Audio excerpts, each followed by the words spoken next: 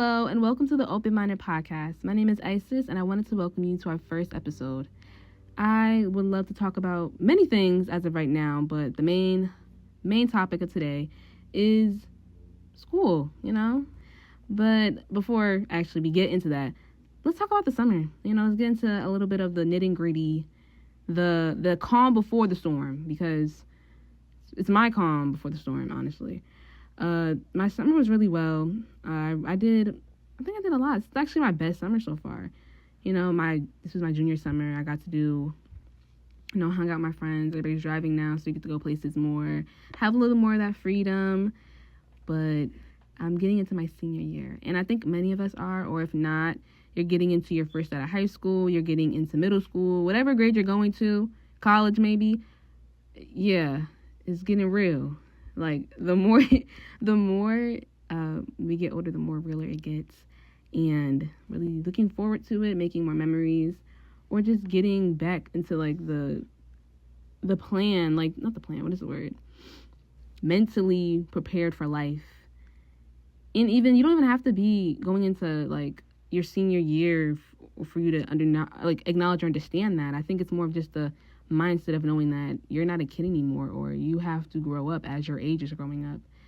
So my main things like that I really think are important, especially for my freshmen, the most important thing I think is to understand the mental change, the growth in a way, like the growth. It may not be a big like change and growth as of right now because you just started, but it's more so of you're in a whole new world, like you're in a new environment, or like a whole new world, you could say. Like your environment has changed. You've gone from probably like, I don't know how many kids are in your school, to a whole bigger community of people who you probably don't know. You're scared to know, or they just look intimidating, or it's just like, you don't want to be here. You don't want to be there. But I understand that. I get it. And, it's a lot, And I think the best thing to do for that, or for any grade that matter, is to have goals. Like, have something you want to set for yourself to keep you, like, mentally on track, like, stable through all the chaos and the stress that you're going through. To have, like, goals or achievements or even, like, little milestones you want to get to throughout the year.